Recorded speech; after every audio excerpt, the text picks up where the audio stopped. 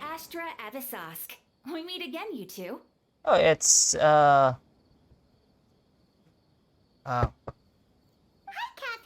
Do you have any commissions for us today? Commissions, huh? Let me think. yeah, that's not Catherine. Oh, how about this? Please attend the Academia's Academic Symposium this afternoon and recite a love poem on stage. Wait, say what now? Yeah, that's not Catherine. And if possible, please also use your camera to capture the reaction of the audience upon finishing the poem. Huh? What kind of commission is that? I prefer just imagining it. The audience would only have a reaction. I see. It appears that you're not interested in this commission. In that case, please go to Port Ormos and convince the Eremites there to spend some time volunteering at the local orphanage. What the fuck kind of mission is this? Hey, that's not any better. Missionaries and orphans really don't go together. It's not complete. I'm sure the mercenaries will have some interesting reactions as well. No, this doesn't sound Catherine. This doesn't sound Catherine. This sound like Neheda or greater. I forgot her name. God. Paimon's gotta ask. Just who exactly has been submitting these commissions to the Adventurers Guild? Yeah. Oh, the commissioner? Well, actually, I just wanted to see the two of you in action. You're Neheda, right? Was it so obvious? Yeah. I was hoping you would actually take one of those commissions. That kind of chance to observe humans doesn't come by often. What the fuck, Neheda? Ah, so it's Nahida. Paimon just knew Catherine wouldn't crack those kinds of jokes. When did you get into her head? From when she said, "Ad Astra Abisask." So it's been you this whole time? Are you done resting up, Nahida? Yes. I've been sleeping ever since we parted ways, and I even had a really, really long dream. So the Kasha can get away with dream of gods. It was another dream about the Sumeru's festival, except it was a happy one. In my dream, I was sitting in the middle of a flower terrace, and everyone in Sumeru City was holding hands as they danced in circles around me. They danced round and round, and everyone looked really happy. I also got to sit on a gigantic flower carriage. Ferris, the Knight of Flowers, raised me really, really high above the ground, and I was throwing an endless amount of Yalda candies at the children. Okay, this is kind of cute. You know, Nahida, maybe your dream is how the Sumeru's festival really should be. It's meant to be a joyous time where everyone gets together to celebrate your birthday. Yeah. Huh? Wasn't I describing a really happy dream? Why are you both looking at me like that? Wait, could this be an example of the emotion known as pity? Yeah. No, we aren't pitying you. That would only make everything worse. We just don't want you to feel too sad. By the way, have you had a chance to visit Dunyarzad? How's she doing? The Homianis haven't allowed any visitors after the festival, so we haven't been able to check on her. Yeah. Yes, I paid her a visit right after I woke up. She was resting at the time. Her condition is stabilized. However, since Elazar is a manifestation of the withering on the human body, we can only cure it by finding a way to take care of Irminsul's own withering. But for the moment, our top focus should still be figuring out what the sages are up to and what they're planning. Yeah, I want that to be done now because you actually see her fine. Right. Who knows what'll happen if they manage to pull off another scheme like the Samsara of the Sumeru's festival. So our first priority should be investigating and putting a stop to the sages' activities. As for how we should pull that off, let's discuss it somewhere else. There are too many adventurers around here. Yeah, we're taking too much time. Oh, good point. Sorry, adventurers. We're gonna be borrowing Catherine for a little while. Really, Paimon? Paimon, really? Let's continue our chat here. Okay, so do you have any ideas on how we can investigate the sages, Nahida?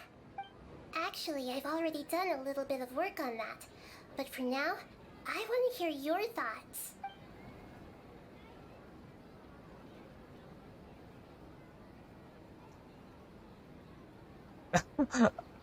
This is not possible, which means they actually don't even wear it most of the time. Stage order, we can grab someone close and say and question them, which is kidnapping, which all of them is in some way of beyond criminal activity much. We're in the dark as of now. Since we still don't know anything about their goals, any rash move could tip them off and lead to terrible consequences. Yeah. After all, every person in Sumeru City is one of their hostages. Which is shockingly true, which is possible. I've already tried that, but all the key members of the Academia, even the core of 30 guards, intentionally avoid wearing their Akasha terminals. It seems that from the very beginning, they've been guarding against info leaks from the Akasha. Of course, it could also be because they're wary of me. Have you already caught the sage's attention? I think so. I'm guessing not yet, but distrusting me would make perfect sense if they've ever paid attention to the urban legends about me. In any case, I probably can't take over their minds directly. And then possessing student and infiltrate the sage quarters. No way, that's too risky. You mean it'd be too easy to get caught? Yeah, because number one, personality-wise and the way they talk. No, it's not that. We shouldn't involve innocent students in this. A single mistake could completely ruin their lives. Yeah. Doing that would be ignoring the safety of my people for my own selfish goals. How is that any different from what the sages are doing? Which is true. That's a good point. Spoken like the god of Sumeru. And they're also the god of wisdom.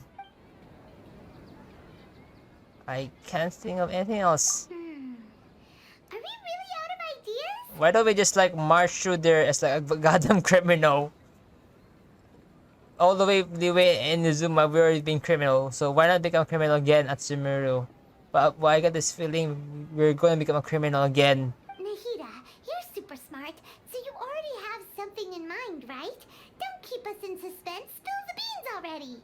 According to a popular theory from the Vahumana Darshan of the Academia, rejecting impractical motions at the beginning of a planning session will give more weight to the actual proposal.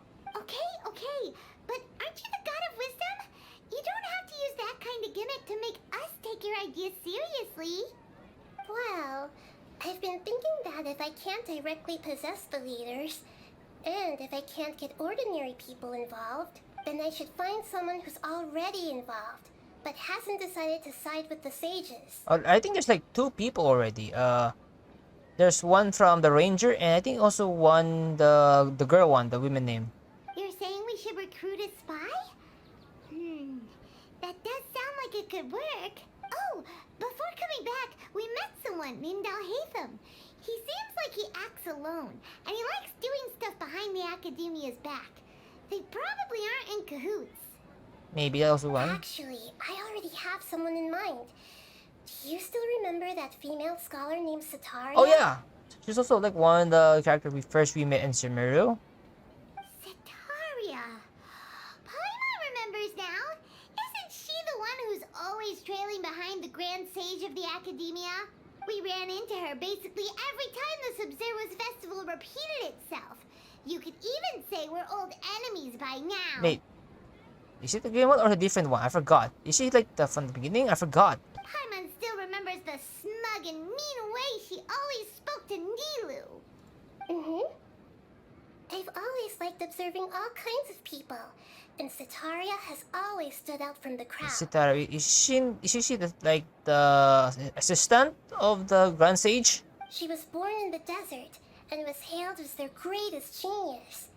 Her academic gifts allowed her special admission into the Academia, and also gave her the opportunity to serve as the sage's assistant. Yeah, I was wrong. Not the first one from the beginning of the game at 3.0. Rather the system one, I'm sorry. Oh, Paimon didn't know she was from the desert. She must be pretty special then. Paimon feels like most of the desert dwellers around the city are working as mercenaries. Yeah, which is true. The name Sataria means star. When she lived in the desert, she shone like the brightest star in the night sky. Okay. Later on, she was chosen by the sun. The star was given a place in the daytime sky to complement the sun's dazzling light. Okay. Soon after, the star witnessed the sun scorching the earth, which brought forth many disasters. The star began to waver. Instead of staying beside such a sun, wouldn't it be better to return and light up part of the night sky? But in the end, she couldn't give up the radiance of daytime. To cope with her shame, the star buried her guilt and closed her eyes. They're just no longer meant for. From the sound of it, Sataria's just hung up on the research opportunities here. Yeah. But she doesn't really support the academia. She still feels guilty about not doing more for the desert, right? She's just running away from her problems. Indeed. When they are presented with complex moral issues, many people will simply plug their ears and go with the flow until the problem can't be fixed anymore. That's a problem, but once it can be fixed, it be to the point of unfixable. She's suppressing a lot of guilt, but before she realized it, she had already become the sage's accomplice. She can't deny her part in their schemes anymore. Right. We must somehow make her face her problems again. That way, not only can we get useful intel from her, but she can also use it as an opportunity to redeem herself. Okay. From my past observations, Sataria will take a day off from the academia every 10 days to do some shopping in the city. Tomorrow afternoon just happens to be a shopping day for her. That'll be our chance. 10 every 10 days. God, that's just too much. You should like work the 4 to 5 days a week. To prepare, let's go check out some of her favorite spots and have a quick chat with a few of the vendors there. Okay, that's very smart. Okay then. This should be Sataria's favorite fortune-telling spot. So should we ask the fortune teller about Sataria? No, no. No, I already have enough information on Sataria. The most important thing now is for you to pay attention to the vendor's talking style and key characteristics. Talking style and key characteristics? Does it make sense? My poor lost lambs. Have you become troubled over your fates? God is sake. The divine voice of wisdom often echoes between mine ears. If thou be blessed today by the gods, I may be able to show you the way. Okay, this is kind of weirding me out. Huh? Really? Nahida, you've been whispering things to her? Shh. My friend here has some doubts regarding her future. Can we get a fortune reading for her? Okay, that's a very good acting skill. Of course, of course. In that case. Wow. Uh-huh. It would seem that Harut and Marut are quite wary of you. Perhaps, at some time in the past, you have somehow offended the gods. I think so? Only mocking the god of Animo, questioning the lord of Geo's financial savviness, and brawling with the god of Electro. Do those count? Yes. Yes. In some way or form, it kind of is quite offended. Oh, nothing. Go on, pick an aspect for her to divine. It's like, oh my, in love. Love prospects? No problem at all. God damn it, Ivan. The gods have spoken. The truth shall be revealed. Okay, I don't want to.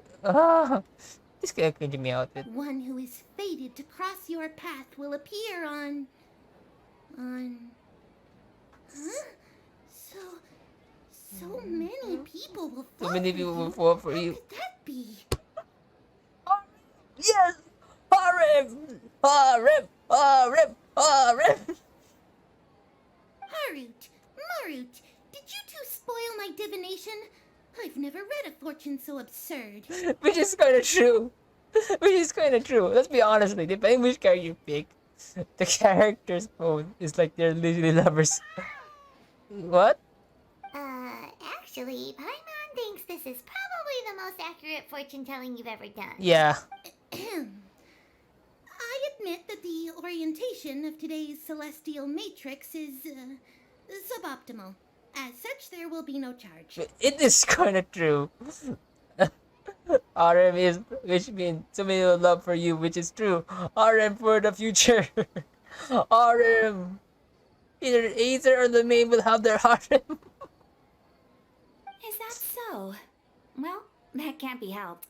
If you were to bring some food offerings for Harut and Marut on your next visit, perhaps they could help you reverse the wheels of fate.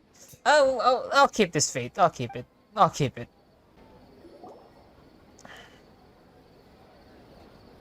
Is this another one of Sataria's favorite stalls? Yeah? Yep, it belongs to a king. His father helped Sataria a lot when she first moved to Sumeru City, so she still comes by whenever she has time. When I start talking with him, listen carefully to the details of our conversation. Okay. Ah, dear customers. Would you like to look at some pottery? Yes? We caught wind of your great craftsmanship, so we specifically came to take a look. I mean, Catherine is like literally out of character from this entire Sumeru, which is gonna be questioning a lot of the Adventurer Guild and the potential Sinisanya as well. Fatui, yeah. Oh, I recognize you. Aren't you Miss Catherine from the Adventurers Guild? Sounds like I'm in for some big business. No. Speaking of, where did you learn this trade? I suppose you could say it all started with my dad. He's a mason by trade, but I picked up an interest in clay while apprenticing for him. After that, I began making pottery by myself in secret, and I simply changed trades when my works turned out well. Although it's a pity that I'm no longer making much use of the knowledge provided to me by the Akasha. That's nice. You're making a living doing something you love. So is your father still working as a mason? Oh no, not anymore. A few years back, he fell from a roof and broke his leg. Since he had already saved enough Mora over all these years, he's just enjoying the retired life in Port Ormos nowadays. Okay. I see. We wish him peace and happiness in his retirement. I'll have someone in charge of logistics at the guild come by another day for some goods. We'll leave you to it. Take care now. No problem. Rest easy, all our goods are sure to meet your every need. This is really... This should be our final stop. Sataria is always thinking of this restaurant when she's working at the academia, so she always comes by whenever she's out in the city. Nahida, you've really thought of everything. It's my duty to protect Sumeru's citizens, after all. Hi there. I feel like I've seen you down by the docks before. Huh? Sorry, I don't quite remember. If I recall, you were having a discussion with someone about shipbuilding at the time. Ah, that's right! I've always been really interested in feats of marine engineering. After all, I grew up in Liyue Harbor and spent my entire childhood staring at the ships going in and out of the port. I came to Sumeru to study, but failed to make it into the academia due to my lack of talent. Oh. But I'm still discussing all kinds of problems with different scholars, and I'm continuing to study and perform research from the restaurant's basement. I'm sure I'll get to the academia after their next round of exams. What an admirable spirit for learning. Amazing.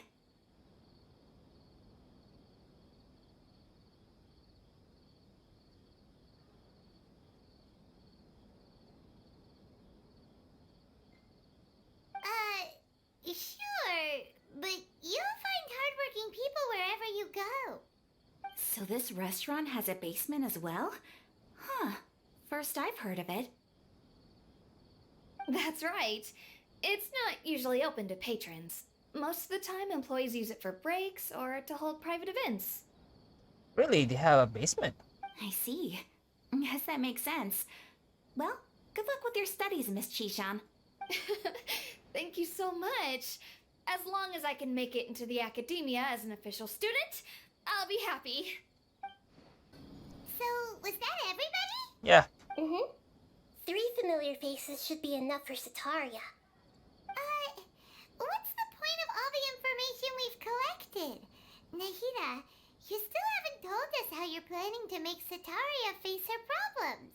Sataria is already used to avoiding her problems, so we must find a way to break through her usual sensibilities. I remember that you mentioned that the Eremites in Port Ormos are all making a fuss about the upcoming resurrection of the Scarlet King. Yeah. Although it's all just a boatload of nonsense, the fate of her homeland may turn out to be Sataria's soft spot. Oh, Paimon gets it now. You want to take advantage of the guilt Sataria feels about her homeland. A bit so, yes.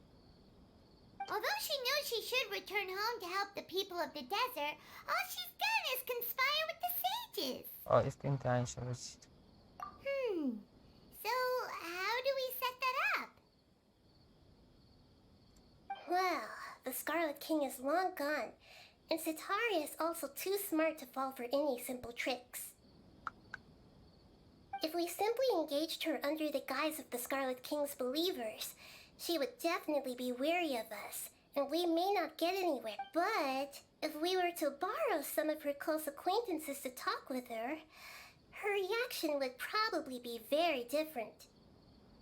So you mean you're going to possess those people we just talked to? No. Yep. Possess them through the Akasha. Imply that they've already converted to the faith of the Scarlet King, and then convey our made-up will of the Scarlet King.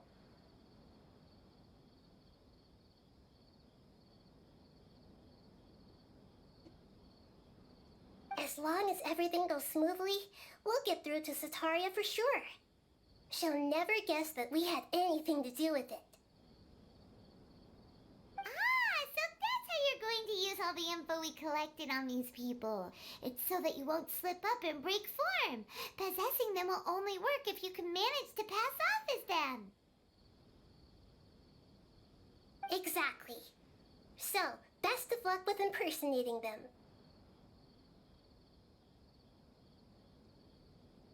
Huh? Best of luck? But we don't know how to possess anyone. That's no problem at all. I'll just share all their senses with you once I've possessed them. As long as you're also wearing an Akasha terminal, the effect will basically be as if you've possessed them yourself. Huh. That is pretty convenient. But why does she have to do this? Can't you do it yourself?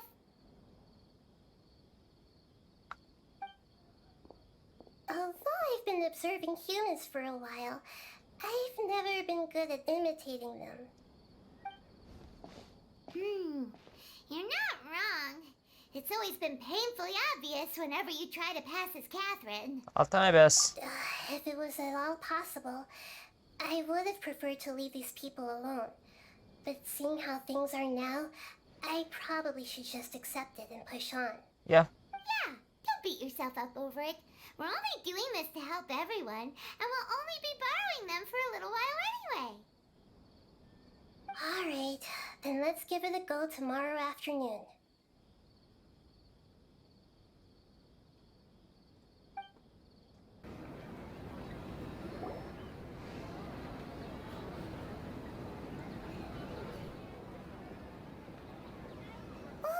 Here she comes. Sataria's here. Let's quietly follow her. Once she starts talking to her acquaintances, we'll find a safe spot to begin possessing them.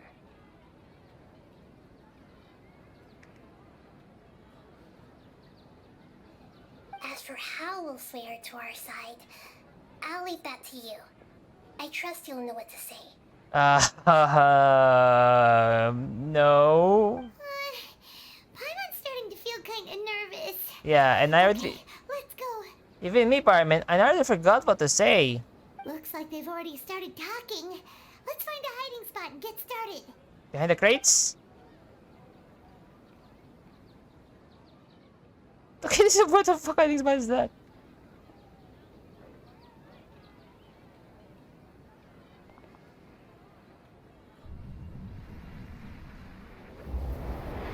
This is weird as fuck. Those eyes, what the fuck?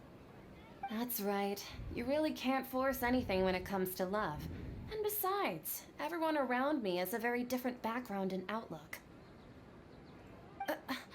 Are you still listening to me, Nabia? Oh, of course I'm listening. You were talking about troubles with your love life, right? I heard everything you said. Okay then. You just seemed a little distracted for a moment there. Oh no. Strange. Your cats seem pretty worked up. Is something wrong? I always thought they were quiet, happy kitties. Oh, what are their names again? Tamaro. Shit. I forgot. Tarot? No. I think.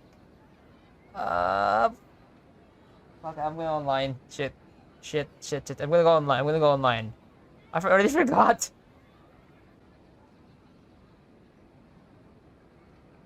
Ah, that's right. They are just little darlings, aren't they?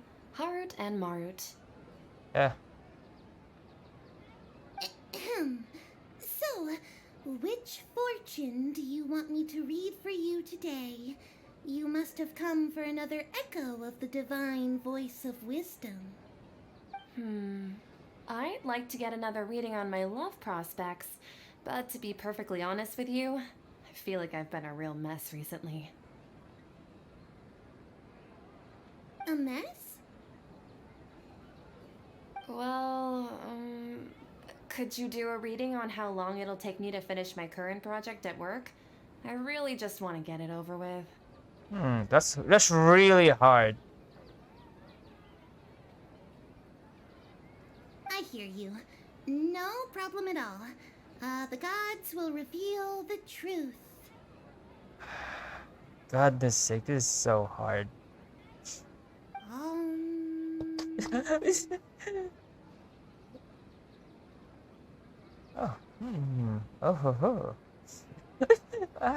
God has spoken. The gods have spoken. The gods are asking, Sitaria, why haven't you gone home? Okay, goodness sake. That is like literally cornering her. Why haven't I gone home?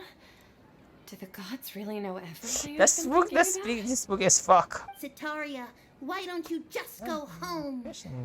It's a demand now. I'm sorry. I know I failed the gods. Please pass on my most sincere apologies and ask for their divine forgiveness. And if I may ask, Nabia, is there a specific god who's speaking to you right now? God of wisdom?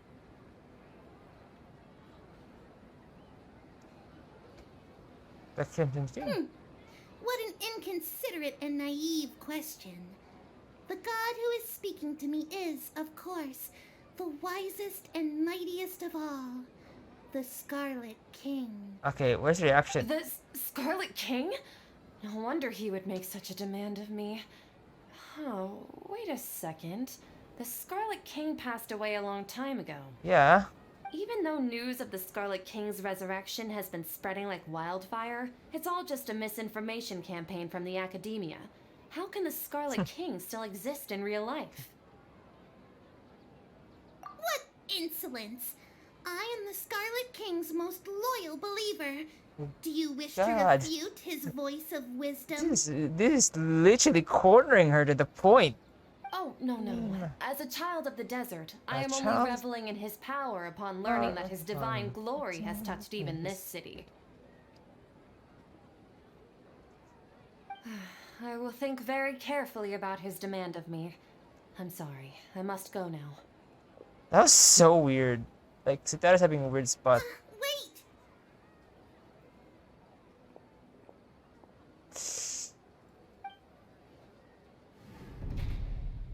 Oh, fucking shit.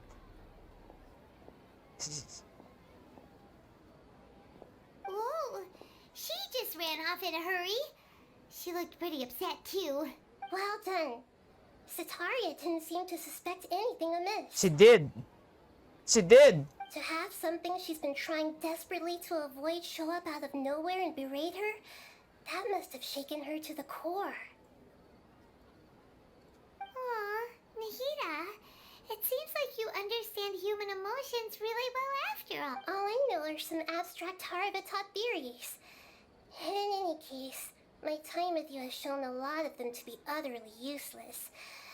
I'm still trying to make sense of everything.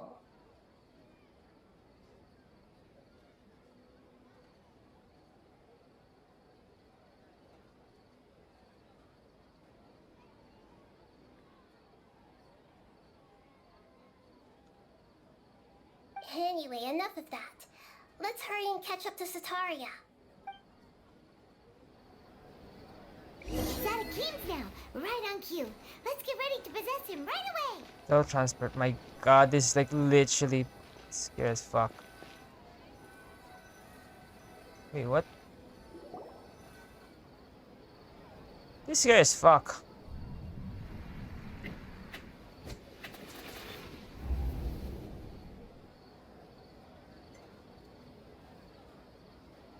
It's okay. I just got caught up in something.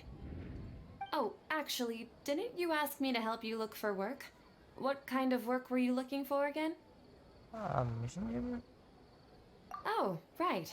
Your old man's craft. How could I forget?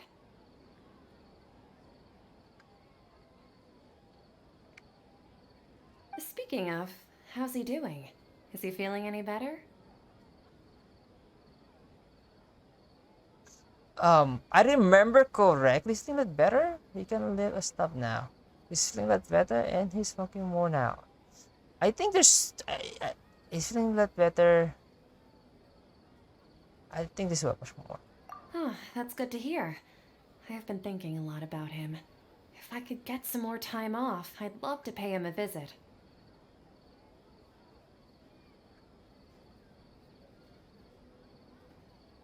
Actually, while we're talking about him, is he still living in Port Ormos? Yes. Yeah, he's been retired there for a while. If you could find the time, please write him a letter. Please pass on that recently, faith in the Scarlet King has taken root in Port Ormos and has begun to spread across Sumeru. He has a quick temper and has always been a devout follower of the Dendro Archon. I don't want him to get into a fight with those Scarlet King believers because of a difference in beliefs.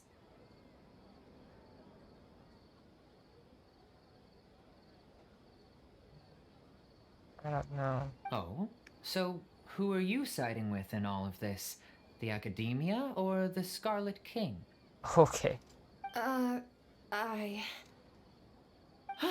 I'm so jealous of you. You were born a child of the desert, yet you chose to betray the Scarlet King, and now you spend all your time with those crooks from the Academia. Akeem, you don't mean you've also become a believer of the Scarlet King? No, he doesn't. What's so strange about becoming a believer of the wise Scarlet King? In fact, aren't you the strange one? The one who still can't pick a side? What the fuck is this? This is weird as fuck. Can't pick a side? Me? Time to go. Whoa. Paimon had no idea you'd be so good at this. You really zeroed in on the issue and put it right in front of her. It might feel a bit overwhelming for Sataria, but once everything is over, I'll be sure to pay her a visit to her mind and explain everything. Anyway, let's keep going. This is just so wrong in so many forms. Come on! Sataria's already started talking with Shishan.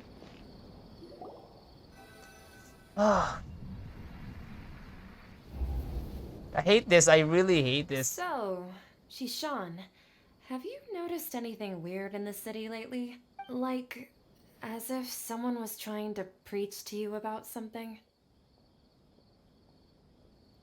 No, I've been studying all my. No, I have been spending all my time studying in the basement. Oh, right. Speaking of strange things, I celebrated the Sub-Zerus festival so many times that I lost count. That was really weird. Wait, how could you be aware of that? That should be impossible. Nothing in the report indicated anything like that. Are you sure about that? Are you still failing to realize that the Academia's lowly tricks could never deceive all of Sumeru's citizens?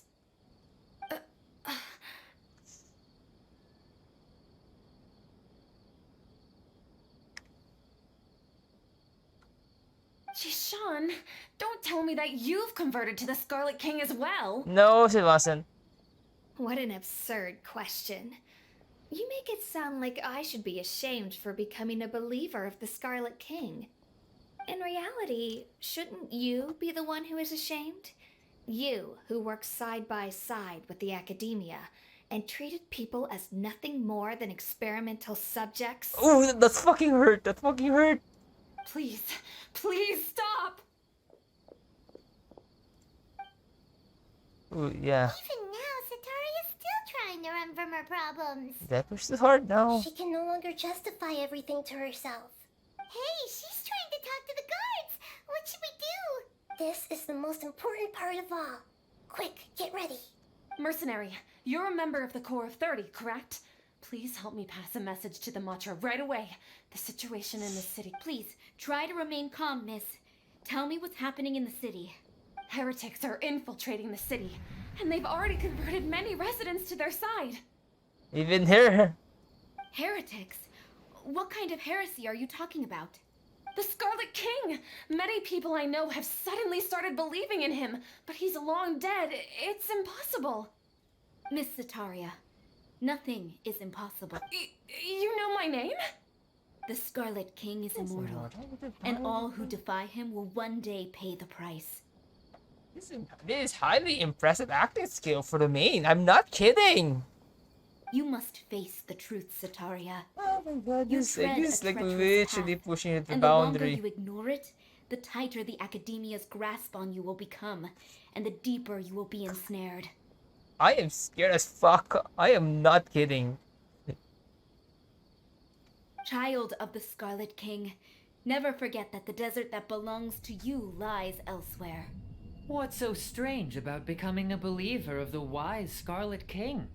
In fact, aren't you the strange one? The one who still can't pick a side? What an absurd question. You make it sound like I should be ashamed for becoming a believer of the Scarlet King. Sataria, why haven't you gone home? Seriously. Yeah, it is. Yeah, I don't want to do this anymore shit. I'm not kidding. I don't want to do this anymore shit.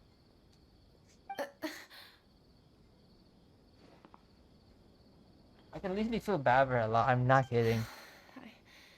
It seems that no matter where I run, I only keep finding more believers of the Scarlet King. I have to say, this is a familiar feeling.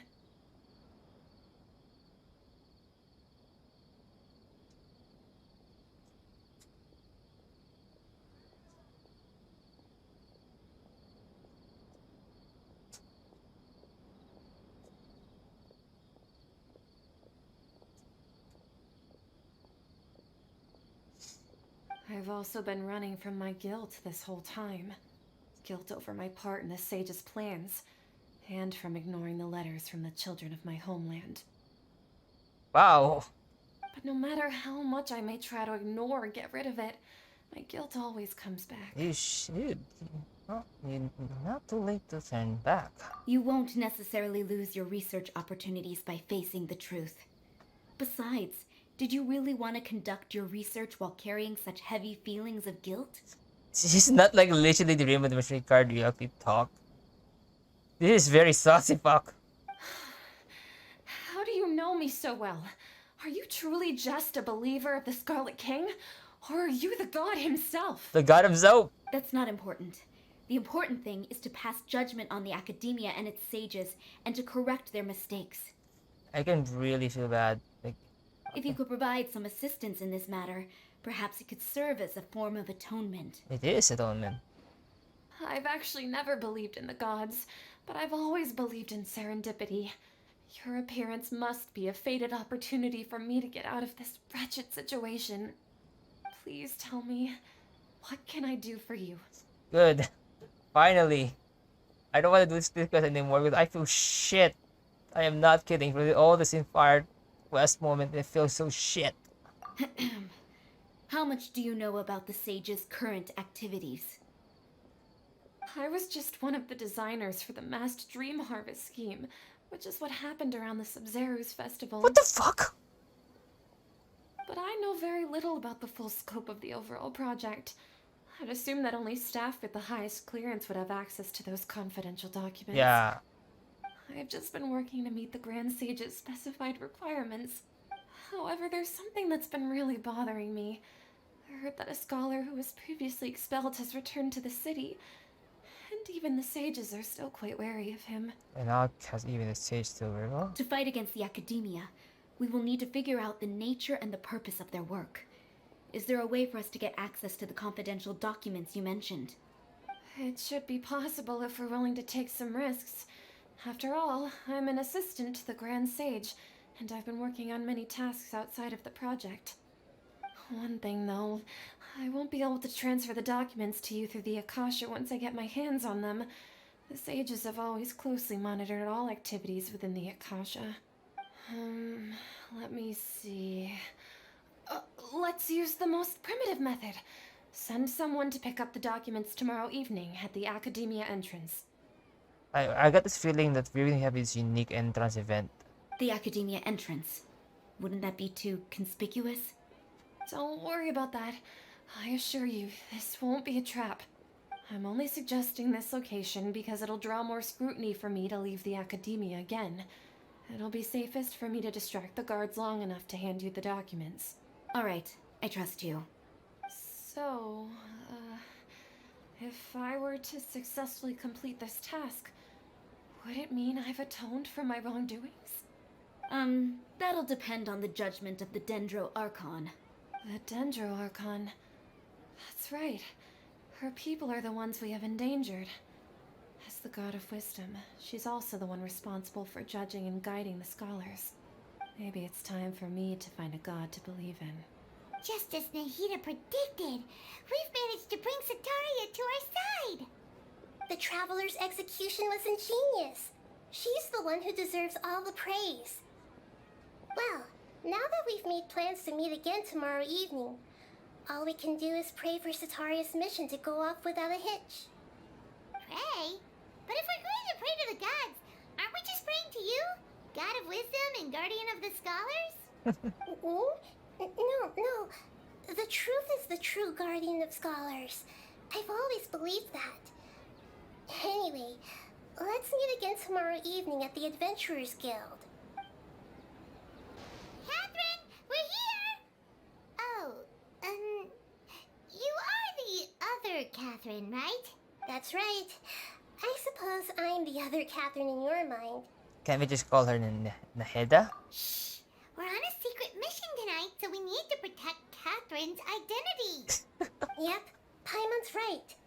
We cannot fully rule out the chance that the meetup tonight is just a trap. Yeah. If something were to happen, my existence may be the only trump card we'll be able to play. After all, the Academia should still be unable to confirm the existence of my consciousness in the outside world. Yep, exactly. Just what Paimon was thinking. Anyway, enough about that. Let's just make sure to be on our guard. Off? What do you feel is off? You're too quiet around here. It's the middle of the night. Of course it's quiet. You're not getting paranoid, are you? I am! No, I think she's right. It really is a lot quieter than usual. If you look around, there seems to be fewer people on the streets. I'm not sure if this is the case for the entire city, though. Yeah, like at night there's a few people, most like walking around, drinking or getting drunk, like kind of shit. Maybe it's just No, a it's not. coincidence. Maybe Sataria figured out a way to not only distract the guards, but also to get everyone to go to sleep early, just so we can exchange the documents in peace. No, that's stupid! I also can't quite figure out why things feel a little off.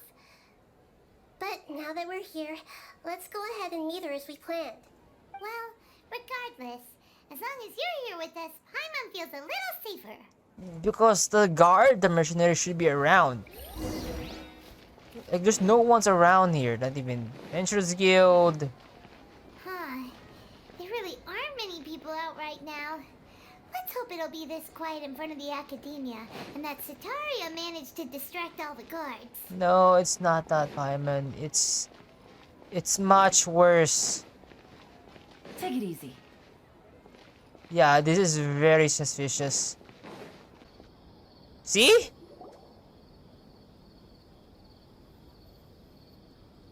Ugh.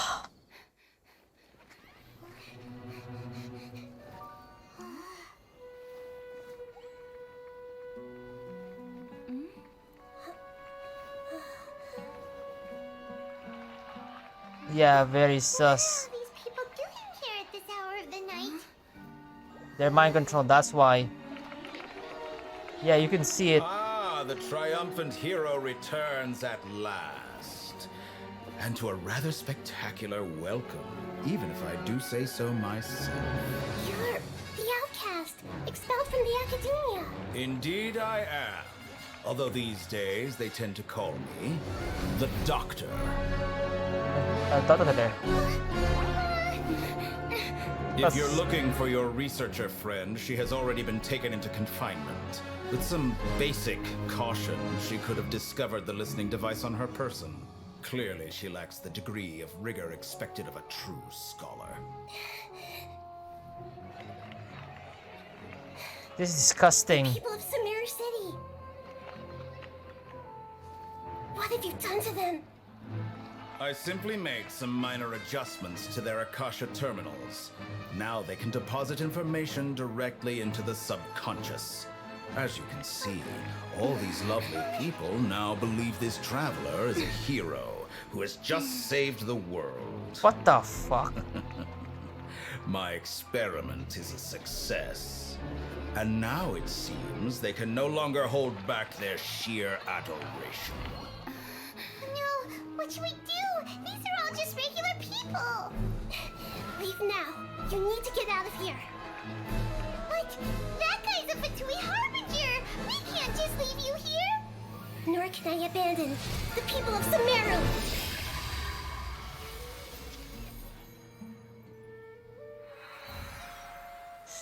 You just expose yourself.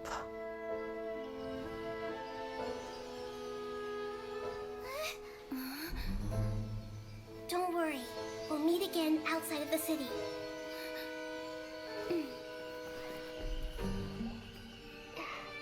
I see. You appear to have overridden their mental faculties with your own consciousness. To possess such a powerful mind, you must be the god of wisdom. If I was a woman, I would find.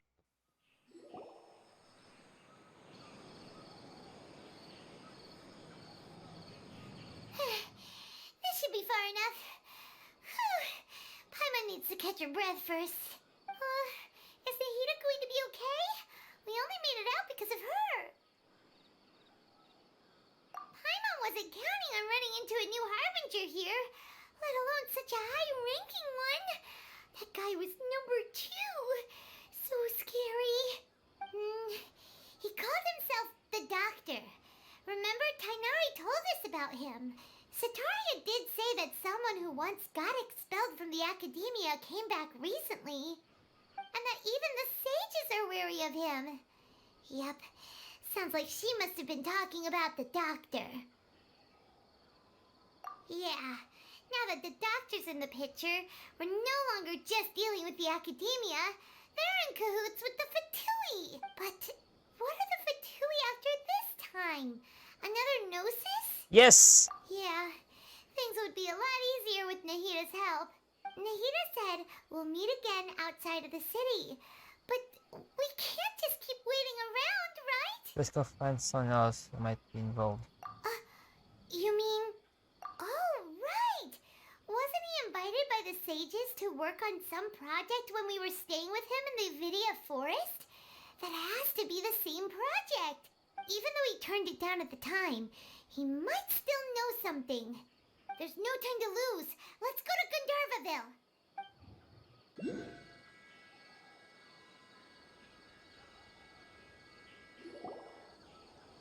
Hold it right there. Oh, A fuck. blonde-haired traveler and a floating fairy.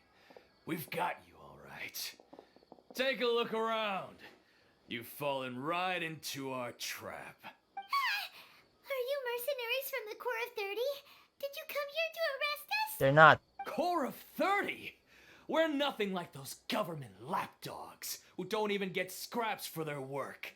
We are an elite brigade that commands the highest commission rate in all of Sumeru. We're here on the orders of a client known only as the Outcast. The outcast? An outcast from the academia? Sound like the doctor. But why wouldn't the doctor just send the Fatui after us?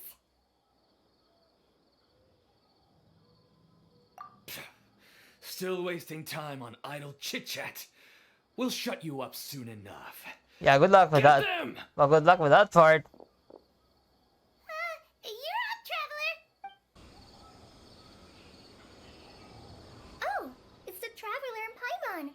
What are you two doing back here? Kale! It's nice to see you again! Are you doing alright? To be honest, I'm not doing too well. My LSR has been progressing at a faster rate lately. I'm finding it harder to complete more intricate tasks. As a result, Master Tainari is taking me off the patrol schedule. He will only allow me to stay here and coordinate other people's tasks. Oh, Kale! Speaking of Tainari, did he go off on patrol? We're here to talk to him. Oh, Master Tainari? He just left the Avidia Forest a little while ago. He was God. headed to Party's DI. No! If you were early, if you didn't get ambushed, we could have met him already. He left? What? Isn't Tainari always saying that he never wants to leave the Avidia Forest? He even turned down the Sage's invitation. I thought it was weird too. Master Tainari always prioritizes his work as a forest watcher above everything. He almost never leaves his post. He left in a hurry this time though. Can you give a reason? No, I only found out that he left through a message he left behind. He also made sure to delegate all his tasks using a schedule. To leave in such a hurry? I'd guess he had something urgent to take care of. Fuck. Master Tainari originally studied in the Amorta Darshan of the Academia, and Partis DI is something like the Amorta's research base. Many rare shrubs and grasses have been planted there for research. I know that before he became a forest watcher, Master Tainari once spent a long time conducting research at Partis DI. A research base, huh? Gotta wonder what kind of research Tainari just decided to work on all of a sudden. Oh, we don't have a lot of time, so let's go look for him at Party's DI.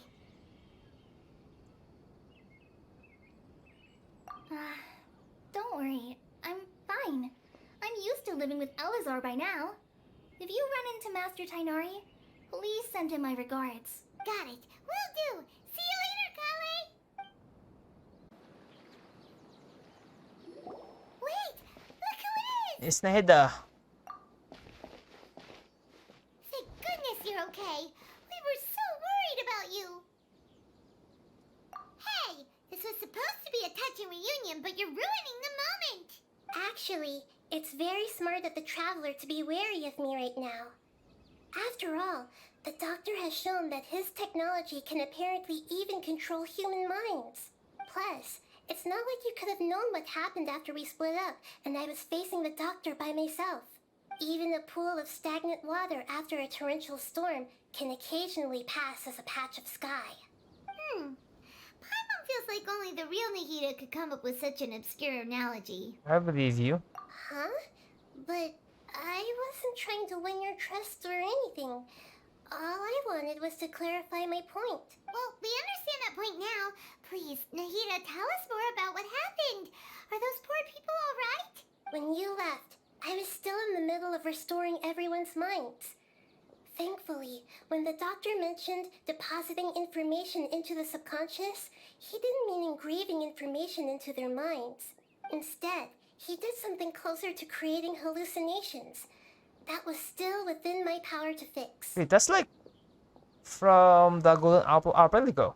Luckily, I managed to finish my restorations and mind jump away from him just as he was about to capture me. Whew. What a relief. The Doctor sure pulled out some hidden cards, but good thing we had Nahida with us. I wouldn't be relieved just yet. I gave away my true identity when I restored everyone's minds, which means we've lost another one of our trump cards. God damn it, that fucking asshole. Also, the Doctor is already an expert at modifying Akasha terminals. Maybe it's only a matter of time until he captures my consciousness inside the Akasha. Fuck. Would that mean you'd no longer be able to jump between minds? Then how do we stop him? He's still at the academia, so it's possible he already started messing with the Akasha. He needs to hurry. Ugh, it feels like he's toying with us. What a nasty piece of work. Plus, the doctor's combat ability alone is apparently enough to make him worthy of being number 2 of the Fatui. We shouldn't give up hope just yet. Let's try to find another way to attack this problem. Actually, Nahida, how did you know we were trying to get to Party's DI? Have you been waiting for us? Yes, I have. I can see the traveler's elemental energy, so I deduced your destination by looking at the direction you were moving in. You didn't come here for sightseeing, right? Did you find any leads? Yes. We're looking for a scholar we know. His name is Tainari, and the sages once tried to reach out to him. Why don't you come inside with us and see what we can find? Okay, let's just hope we won't get him into trouble.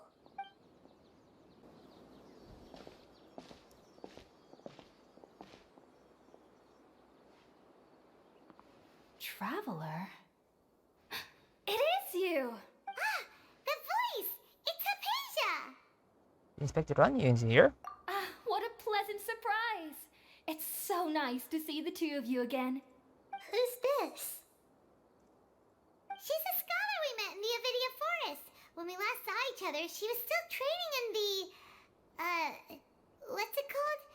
Satyavada life? Yeah. Oh, I see. That's right, we're old friends. You've come at just the right time. Ever since I've come here, hardly anyone has even talked to me. Hypatia, you're way too excited about this. Actually, for you to leave the Avidia Forest means... you're not in training anymore? Wait, no. Did you already finish your training and reach Pariporna life? What do you think? Okay, what a cocky smile right there. My consciousness has already managed to make contact with the divine. Ooh. You did it! Congratulations! It's so exhilarating to share this sublime joy with others at long last. When my consciousness made contact with the gods. What a supreme and unparalleled experience that was. Dude, this seriously, the way she talk is so creepy as fuck. That sounds incredible! And creepy. Oh, all right. Actually, please wait. I haven't forgotten my promise to you. No! Remember? I promised to help you understand what you saw from Irminsul once I gained deeper insights. Oh. My current self has not only gained true insight, but I can even help you establish a direct connection to the consciousness of the divine. Not now! You can do that? I've never heard of anything like that, but if you want to give it a try, I'll do my best to protect your consciousness during the process. Hold on. I brought some spirit borneal with me. This is still a crucial part of the ceremony. We're using that incense again? Oh no. All right now. Hold my hand. I'll help you establish a pathway to connect your consciousness. Okay. Ready? She's literally a fucking milf right about now.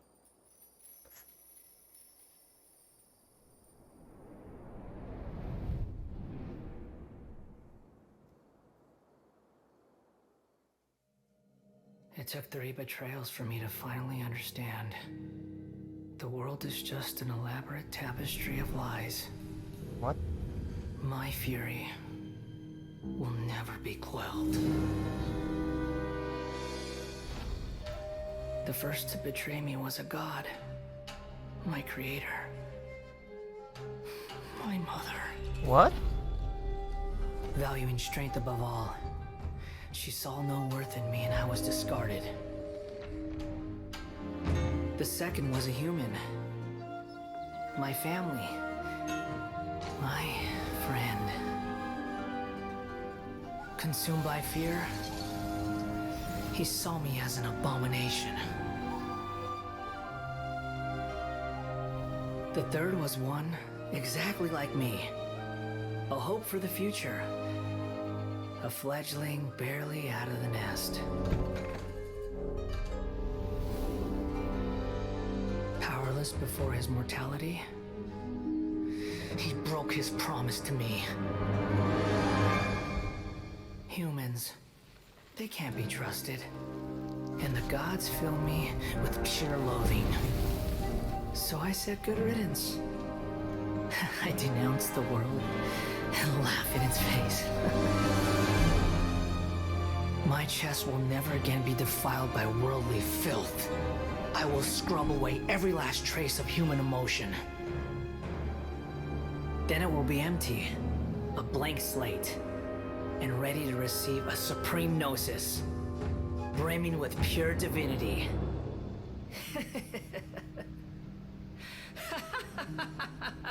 The There is no need to fear. The pain will be brief. Your era is coming to an end. he's gonna be a problem to both of Atui and in the world. That fear in the look. What was that? Did we actually just see the Balladeer's memories? Everything matches what we know about him. But how is he connected to the divine consciousness that Hypatia was talking about?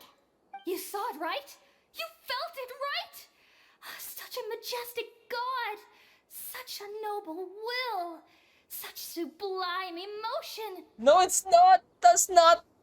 No. Alas, shame. If only...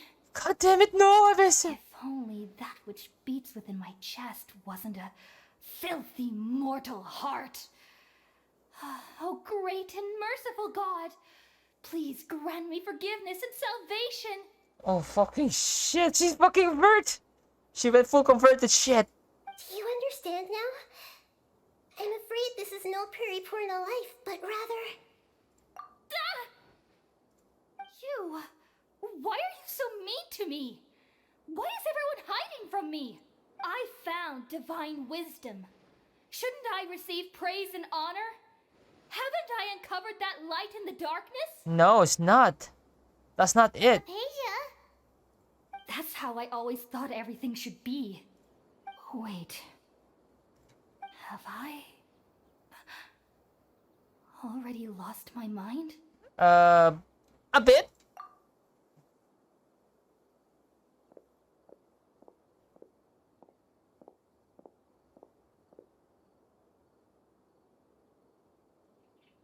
Wait, something isn't right. They're coming. Shit. Fucking shit, they're here. Oh shit.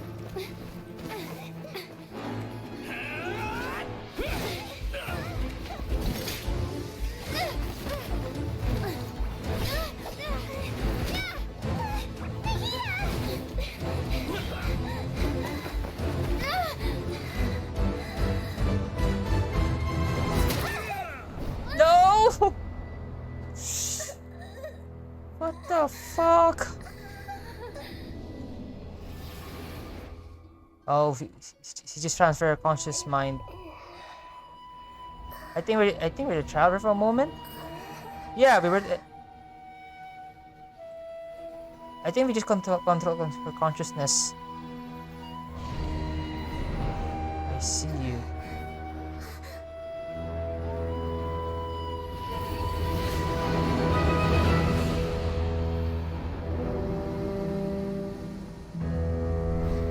What the fuck?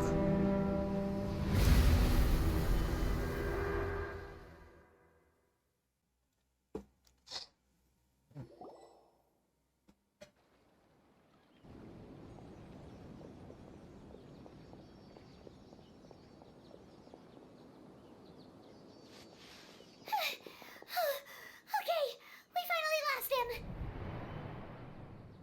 Are you okay, Nahida? Wait, no. Something feels different. You're back! Yeah. Oh, the Traveler's back? Nahida was controlling your body for a while.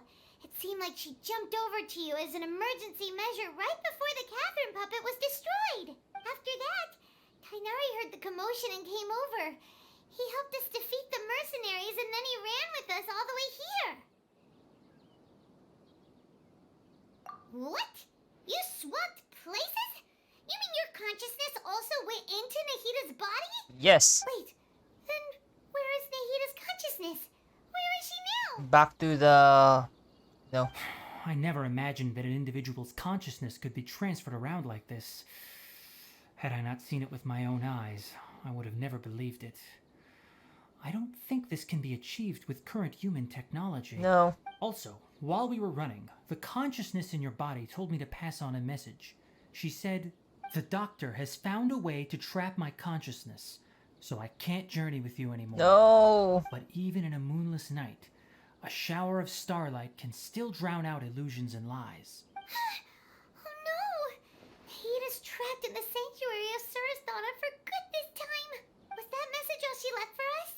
It's pretty vague.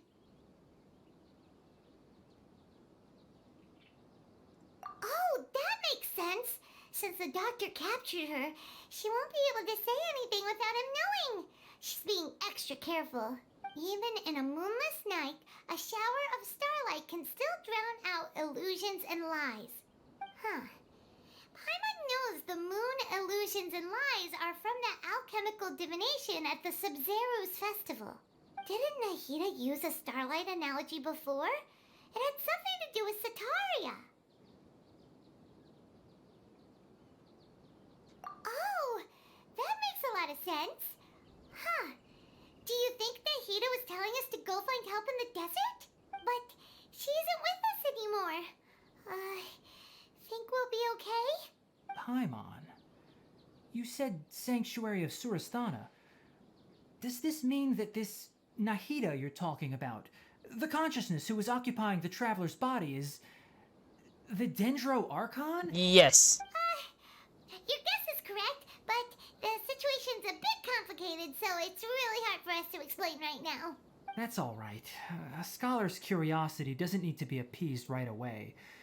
As for the complicated nature of the situation, safe to say I have witnessed that for myself. I've spent some time with you, and it looks like the Dendro Archon's also on your side, so I trust you. Thank you, Tainari. Oh, actually, we came here to ask you a question. What do you know about the project that the sages have been working on? Yeah, that's a good question. Ah, that.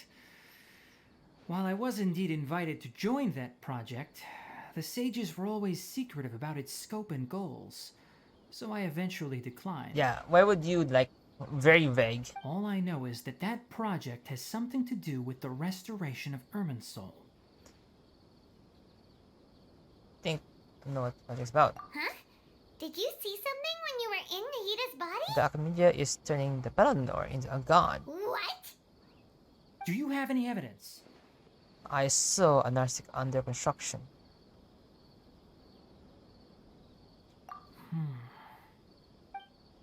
Yeah, we're gonna destroy this shit. For good. So that's what happened.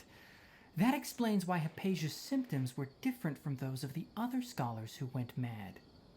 It's because she made contact with the consciousness of a new god who is still in the process of being born. Tainari, did you leave the Avidia Forest because of Hypatia? Yeah.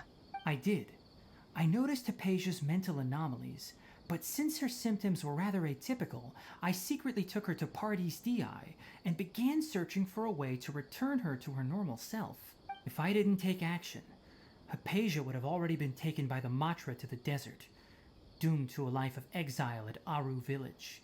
Now that you mention it, I knew the Academia has never thought particularly highly of Lesser Lord Kusanali, but I still didn't expect them to do something as arrogant as creating a new god.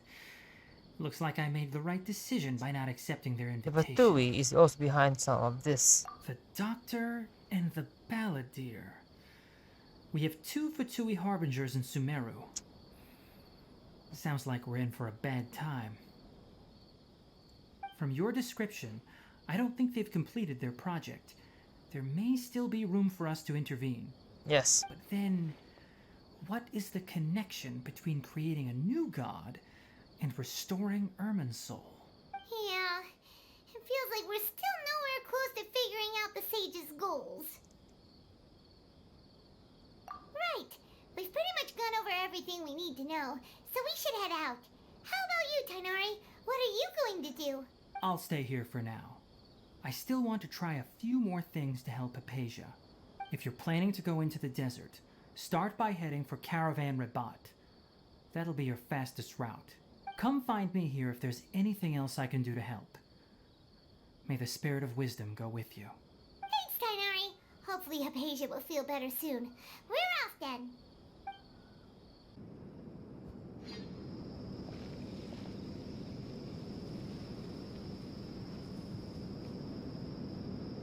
God, I'm so sleepy. We finally made it to Caravan Rabat. It's pretty lively here. So, just past this wall is the desert, huh? Yep. Oh, wow. Paimon remembers hearing people call this the Wall of Samiel. It's made to block sandstorms from the outside. Oh, if it's this tall, it's gotta be the divine work of Greater Lord Rukkhadevata, right? It's surely awe-inspiring. Hello. Meet again. Enough gawking. Come on, follow me. I knew it, we meet again. Huh? Where did they came from? Over here. Let's go check it out.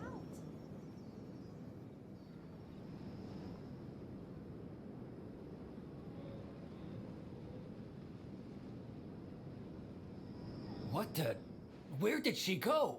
Hey, they're following me. How did we lose them?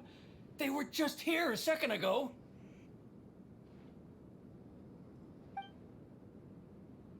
More Eremite mercenaries? Who are they working for this time? Anyway, Traveler, it seems like we were being followed again. You were too careless. You should have noticed those hopeless amateurs trailing you a long time ago.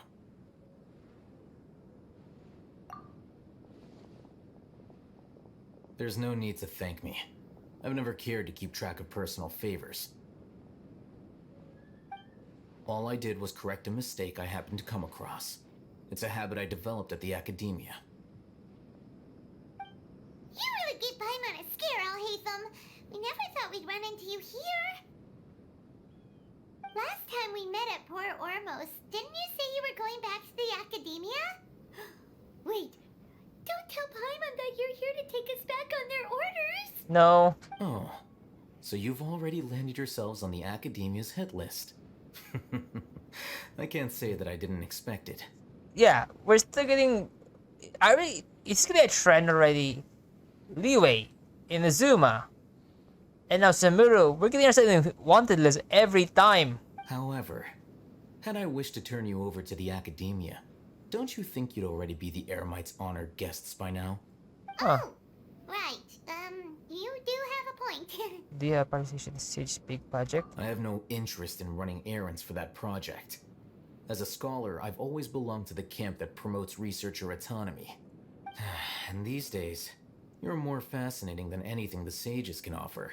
So you're actually looking for me? Not quite. To tell you the truth, I'm still investigating the Divine Knowledge Capsule. Unfortunately, I've run into some difficulties. Oh? Everyone says the capsule originated in the desert and was eventually moved to Port Ormos. If I am to get to the bottom of this, I must understand how the capsule first came to be. Which brings me back to you, and why you're so interesting. The leader of Ainul Ahmar used the Divine Knowledge Capsule right in front of you, and upon seeing him, your expression became perplexed, and you were lost in thought for quite some time. To have that kind of reaction, I think you must have realized something. Are you interested at all in sharing what you've been hiding from me? Alhaitham, you really have a ridiculous eye for detail. What kind of person even notices or remembers stuff like that? This question is a little complicated. So that's your answer. Well, I do work for the academia after all. So considering that, It is indeed wise to keep your cards close to your chest. But that does prove you do have some undisclosed information about the Divine Knowledge Capsule. Am I right? A bit. No matter. Rather than simply learning the answers from you, I'd still prefer to investigate on my own. Speaking of, you two are also headed to the desert? Yeah. That's right. We have the same plan as you. But we don't really have any concrete goals at the moment. Then I'd suggest starting with Aru Village. It's the largest settlement in the desert, so it'll probably have more resources and intel than anywhere else. Well, would you like to head there together? It's always better to travel with someone you know. Let's go! Yeah, I trust him more already now.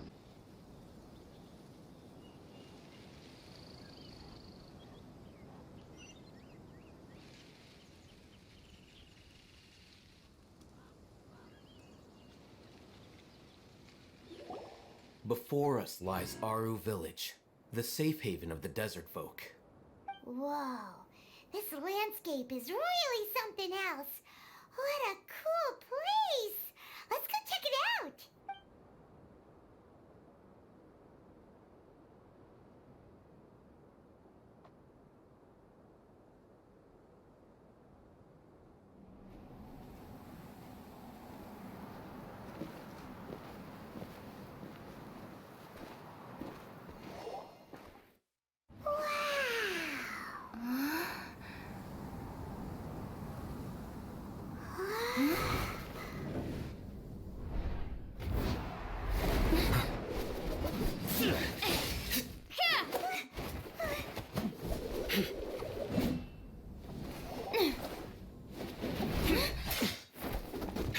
Wow.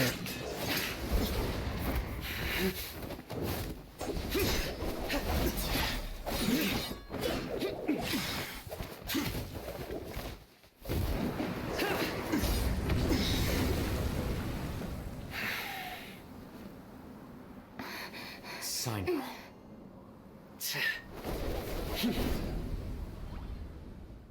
Unless my memory fails me, we have barely spoken 2 words to each other before now at the Academia. Would you care to enlighten me as to when and how I invited the General Mahamatra's wrath? Yeah. Oh, Hatham.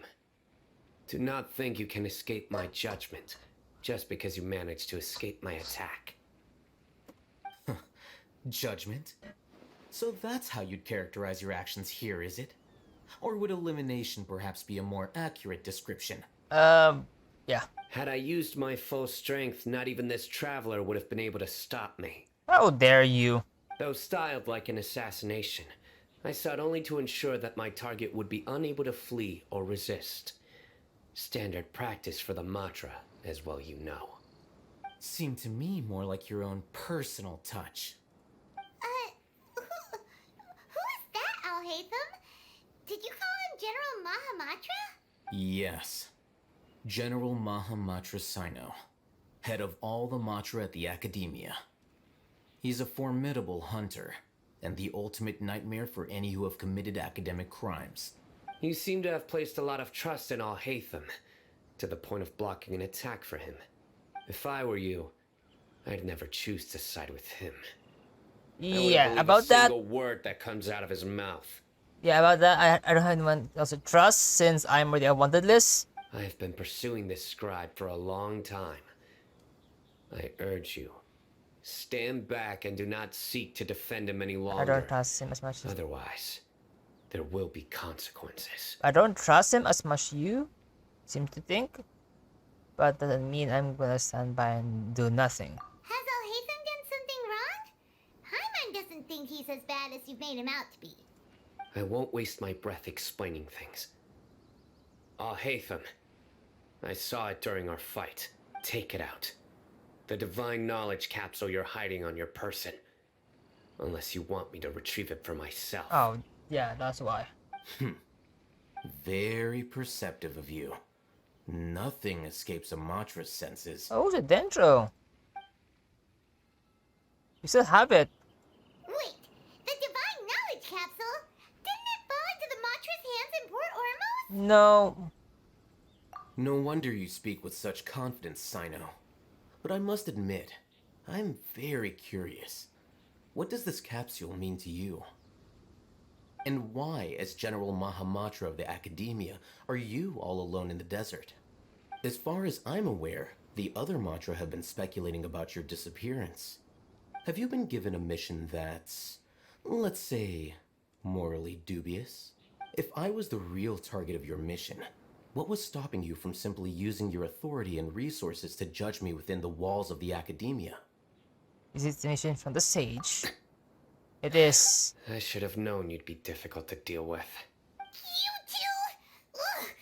What should we do, Traveler? Paimon feels like we can't trust either of them. Which is true. Well, look at you two, acting all tough and self-righteous over there. Oh, then yeah. Wait, Dia? Yeah, hi. Please save us. Great! Finally, someone that we can trust! Maybe not. You gotta help us out here. Otherwise, these two are gonna start fighting again! Yeah, sure looks that way. Two giants from the Academia duking it out once and for all. Not something you get to see every day, that's for sure. Listen, I know you academic types love to fill up your big brains with self-righteous morality and lord your empty rules and virtues over each other. But how dare you bring your petty disputes into the safe haven of Aru Village? It seems like someone's gonna have to beat some sense into your thick skulls until you finally learn to respect these grounds. Oh. So there's rules here as well? Yeah, I mean, we are in the village terms.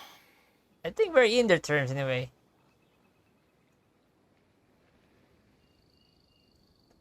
Attack. Hey, did either of you hear a word I just said?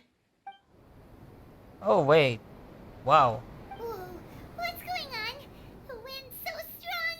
Is this a sandstorm? Paimon's gonna get blown away! Another sandstorm? What's up with these recently? Hey! All of you, over here, quickly! We have to take cover! Someone's calling for us! Oh, this wind is too strong! Let's get over there! That sounded like Candace. Come on, you two. Jeez, are all of you Academia folks such hard work? Move it! All right, stop yelling. Truce. Running along. Part 1. Not sure. This is awkward. This is awkward as fuck. This is awkward. This is so awkward. This is so awkward. This is pretty awkward. It is. Hey, wanna play sardines with 3 people who wanna tear each other limb from limb? Sure, why not? Sounds fun. The air is so thick and heavy. Paimon can hardly keep floating anymore. What the fuck? My sincere apologies, everyone. This is the home of our village chief. I will have to ask you to make do with this small room until the sandstorm dies down. The way she walk and talk, God, she's hot. Please, let me introduce myself. I am Candace, protector of Aru Village. Our savior has come at last! Nice to meet you, Candace. The name's Paimon. Thank you so much for helping us. You have my gratitude. There's no need to thank me. It's only right to help each other when the weather gets rough. Wow, she's so gentle and caring, like a nice older sister. Unlike those guys over there. Paimon, they can hear you. All right. Now that we're all better acquainted, we should return to the topic at hand. As a guardian charged with the responsibility to protect my fellow villagers from harm, I was observing your conflict from afar, even before the sandstorm started. And now that you have set foot within our village itself, it is all the more my responsibility to make absolutely sure that you pose no threat whatsoever to us. So please, have an honest and sincere conversation with one another, and put your hostile feelings to rest. If anyone dares to start anything again while they are under this roof, I will not hesitate to send them out for some quality time with the creatures of the sandstorm. Oh, on second thought, Paimon may have misjudged Candace's character. And that goes for you too, Miss Dia. Okay. Do I make myself clear? All right, we got it, Candace. Submissive much. That's what I like to hear. So, which of you will begin? I was supposed to be a mediator, but I might have gotten a little too involved just now. Anyway, one of those two should probably start talking. Wait, that was you trying to be a mediator? I have nothing to hide, so there's no shame in explaining myself. While Al-Haytham wasn't wrong about the other Matra not knowing my whereabouts, it's not because I've been assigned a morally dubious mission. Rather, I've chosen to exile myself. What? Huh? Exile yourself? Maybe it doesn't like the current working of the academia. A little while ago, I discovered that there was data missing in the Academia's project planning and development files. What little they did report clearly did not match the project's actual progress. As General Mahamatra, I had the responsibility and authority to request an audit. However, to my surprise, the person responsible for the erroneous data was none other than Grand Sage Azar himself. I tried to investigate the issue myself before submitting a formal audit request, but I soon found that all leads and potential pieces of incriminating evidence were carefully concealed from me. I began to realize that they were cautious of me from the very beginning. Unsurprisingly, the Grand Sage rejected my audit request as soon as the submission reached his desk. He even said to me, "The power of the General Mahamatra is granted by the sages. You have no right to judge us." What the fuck, assholes? So they really are up to no good. Yeah, which is kind of obvious. I realized then that to the Grand Sage, the Matra are nothing more than tools for the sages to assert and maintain their control over knowledge. Yeah. The vows that we took, the principles that we strive to uphold, they are meaningless to the academia of today. So then, decide to exile yourself. I believed it would be wise to flee the academia before the sages had a chance to take action against me.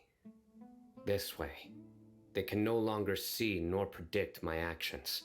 I will never give up on this investigation. There's no need for someone else to give me power or authority. Once I find the truth, I will administer judgment by my own name. Sino seems to have the same goal as us. We're all investigating the sages. Plus, now that he's no longer the General Mahamatra, he somehow feels a lot less scary. It's still too early to trust him completely. Well, Sino, if that's your story, then why did you see Al-Haytham as a target? When I was investigating the matter in the academia, I overheard a conversation between Al-Haytham and a sage. Oh. The sages asked you to investigate a blonde-haired traveler. Do you dispute this, Al-Haytham? Okay. What? Like many parts of the project, this assignment was undocumented. Now throw in your suspicious behavior with the Divine Knowledge Capsule, and I think we deserve an explanation. The sage were watching me from the very beginning. Yes. I was indeed tasked with investigating the traveler. Al-Haytham! After all, the promised reward was so great that hardly any scholar could have refused. The sage told me, once you've completed this assignment, I can give you a glimpse of divine knowledge. A most enticing offer. Unfortunately, those academics don't know me at all. Their words contained one key piece of information. Namely, that divine knowledge indeed exists. That gave me all I needed to know. From my perspective, the sages are far from trustworthy. Think about it. Isn't it a little strange they're so willing to share divine knowledge with anyone, even as a reward? So, I began my own investigation following the lead of the Divine Knowledge Capsule. In the end, I realized my wisdom in committing to this rather than collaborating with the sages. Had I been less guarded, I probably would have ended up like that Ain al-Ahmar mercenary, incapable of remaining sane for long enough to hold a conversation. You mean that the sages originally planned to dispose of you, using one of those capsules that drive people insane? What about you can encounter with me? Did you just enjoy more than just investigate me? I'd already given up on the assignment by then. I only told the Academia I was waiting in Port Ormos for you to appear so they wouldn't suspect anything. So it came as quite a surprise when I encountered my erstwhile target while investigating the Divine Knowledge Capsule. Criminals do love to talk about coincidences. Even though I ran into the Traveler by chance, I had no intention of providing assistance to the Academia. Also, you should remember, This is highly entertaining. you were the ones who decided to follow me and strike up a conversation after I left that tavern. That's true. Alhaitham helped us out at Caravan Rebot as well. Maybe he's telling the truth. I'm willing to apologize, if that's worth anything to you. Yeah, that's worth it. I took the Divine Knowledge Capsule behind your back because I judged its existence to be a significant risk. I felt that it would be best for no one to interact with it before it had been properly studied. After all, curiosity often proves to be the most dangerous thing in this land. Which is kind of true. You should be well aware, Scribe Alhaitham, that curiosity can also lead you to danger and suspicion. Answer me this. Did the sages share any information about their project with you? No. Have I not made myself clear? You and I are both distrusted by the Academia. Do you really think they would tell me anything? No. Fine. Although you haven't completely proven your innocence, I won't regard you as an enemy, for now. As you wish. This is a really awkward conversation. Good. I'm glad to see you two clearing up your misunderstandings. This is a very entertaining to watch with two powerful people. And now you, Dia. I believe it's your turn. Okay. Oh, sorry. Whatever the boys were talking about must have been so boring that I spaced out. My situation is pretty straightforward. My employer, Dunyarzad of the Homayani family, is friends with the Traveler and is currently recovering from her illness at home. I had nothing going on, so I decided to return to Aru village for a visit. I was actually looking forward to a pretty exciting time getting back together with everyone here. But then I saw these two random guys in the middle of a pointless argument. It ticked me off, and things went downhill from there. Is that all? Well, I will admit that definitely sounds like your style. In that case, welcome back, Dia. Oh, this is her home. That's more like it. I missed you all so much, Candace. Whoa! What was that sound? No need to worry. Now that you're no longer at each other's throats, please make yourselves at home. I'll take a quick trip outside to clear out some of those creatures in the sandstorm. Creatures? In the sandstorm? Are you sure you don't want some backup? No. Fighting in a sandstorm is not for the faint-hearted. Anyone without extensive training in these conditions is at a disadvantage. You needn't worry. Yeah, just leave him to Candace. Don't worry, she's as tough as they come.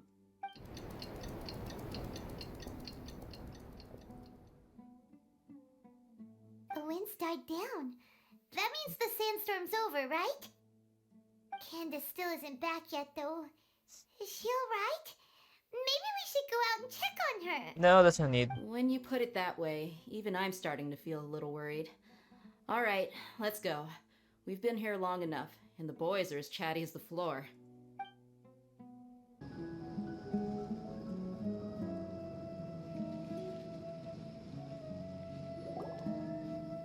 Whoa! Candace, you're still fighting? You've been out here dealing with these creatures the entire time? Yes. They just keep coming in waves. I've lost count of how many I've defeated. Before I realized it, even the sandstorm had stopped. Ah, here comes another wave! Oh, come on. Leave this round to us. I got interrupted earlier, but now I have something to take my anger out on. It's been quite a while since I've seen the Flame Mane in action. I'll leave these to you then. I'll be sure to put on a good show. Let's go! So I can only finally use her? Okay. God damn it. Yeah, I need to adjust against. Give The us some. creatures stopped appearing. Was that the last of them? What we fought just now was probably the aftermath of the sandstorm. So we should be safe for the time being. Well fought, everyone. No injuries, I hope. Huh? Who are you? He's cheap. Ah, My apologies. I haven't had a chance to greet you yet. I had my hands full taking care of the village's elderly and children. I am the chief of Aru Village. Everyone usually calls me Uncle Anpu. It's a pleasure to meet you. Sir, I am also originally from the desert, but I have not been back for some time now. May I ask if such sandstorms are common? I can't say they've always been common, but recently the storms have become increasingly severe and frequent. Besides sandstorms, we also occasionally get earthquakes. According to an investigator who stayed in the village a while ago, these unusual natural phenomena are related to the withering of Irminsul.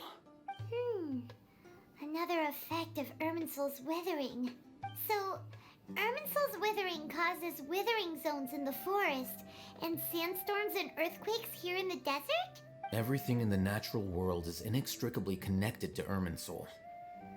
These regional symptoms can indeed be a reflection of Irminsul's present state.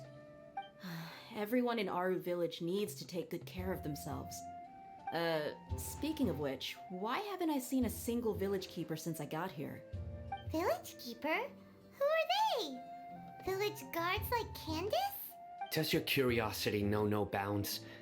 Village Keeper is how Aru Village refers to mad scholars, exiled here by the Academia. Oh. Most of them are scholars who lost their sanity after a period of training in the Avidia Forest. The Academia believes that their crazed mutterings may have a negative effect on the psyches of other scholars. So, they're forcibly exiled to the desert. Though if you ask me, it's all a boatload of nonsense. Alas, that's exactly what we've been trying to investigate. One by one, the village keepers have been mysteriously disappearing without a trace. What? But no one in the village has ever seen them leave. If you're planning to stay around the village for the next few days, I'd appreciate it if you could keep an eye out for them. I've had encounters with those people in the past. I'll see what I can do to help. The Matra are the ones responsible for their exile.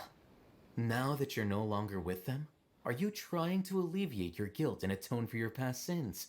I'm fascinated by how you think. Mock me if you will, but if you are guilty, I will eliminate you, regardless of my position or identity. Oh, you're the former General Mahamatra. You must be an expert in these kinds of investigations. Thank you for your help. I help too. Is it because you're reminded of Hypatia? Yeah. Oh, these poor scholars. First they lose their sanity, now this! We need to help get them back home, safe and sound. But, is it really a good idea to tag along with Sino? You seem like you really don't trust him. I'll be grateful for the assistance. No doubt you will do a better job than some of my former subordinates. Okay, that's a form of compliment. Let's start by finding a spot to share what we know so far. Mistake? No. Okay, good.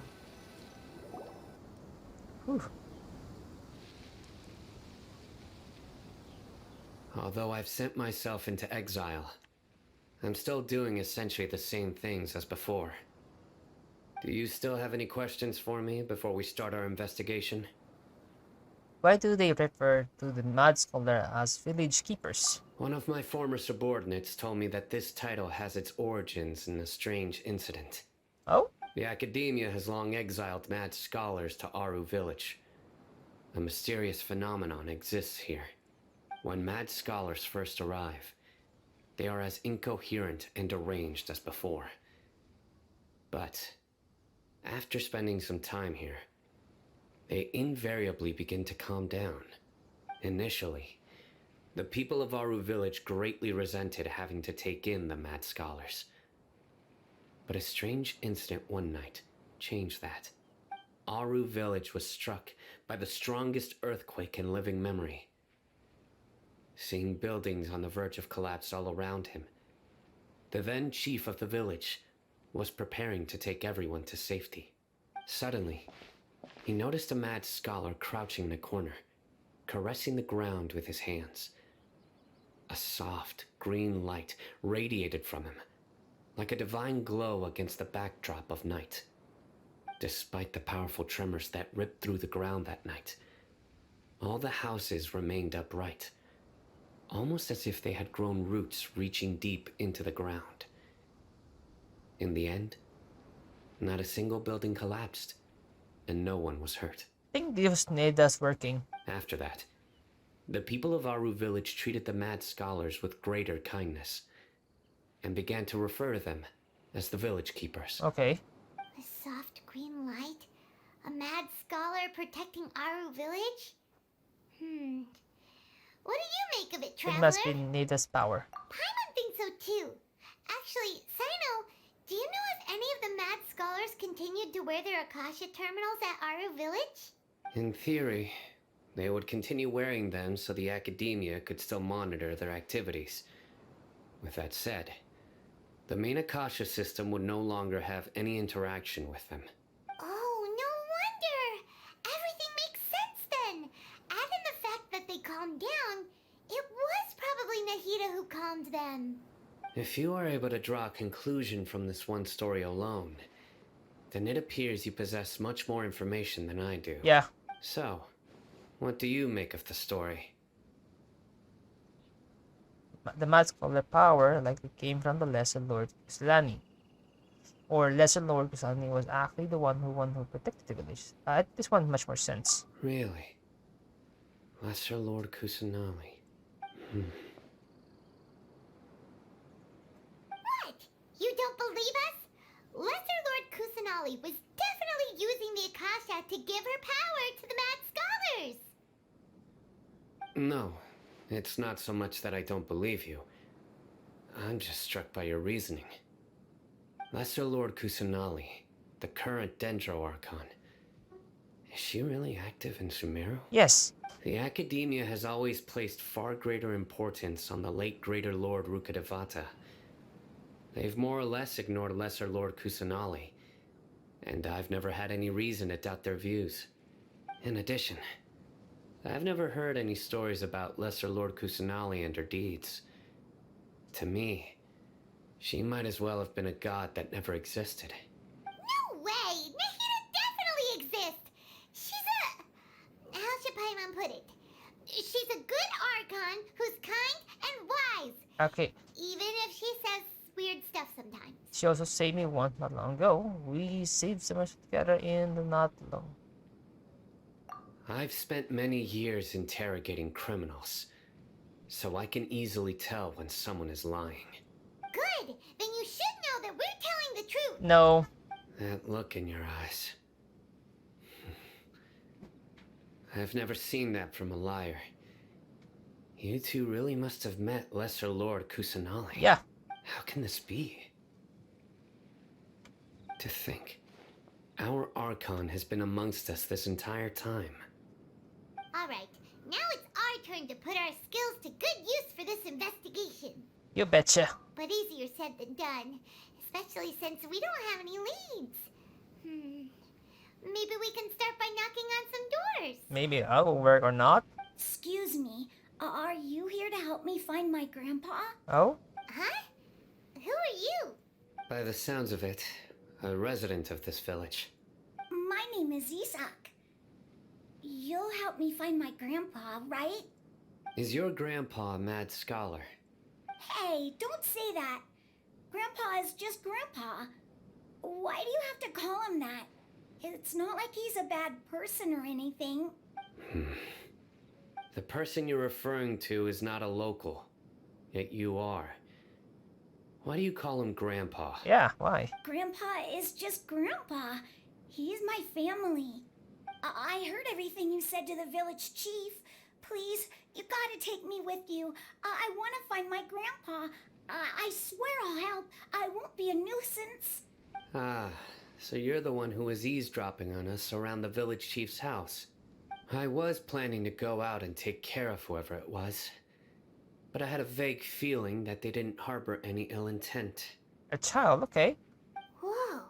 Hatham wasn't kidding about Matra having sharp senses. Sino, he's just a kid. All he wants is to find his grandpa. Let's find a way to help him. Sorry. I was only listening in because I wanted to know where Grandpa went. Honest. If you don't believe me, you can ask Miss Candace. Please help him, Sino. All right. But first, let's confirm the facts with Candace.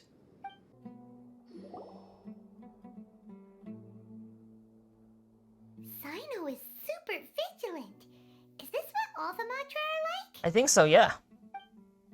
Ah, you're back already. We just wanted to confirm something with you.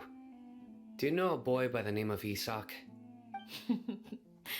I had a feeling he'd go looking for you. Yeah, so yeah, she knows. Huh? You knew this would happen? Yes.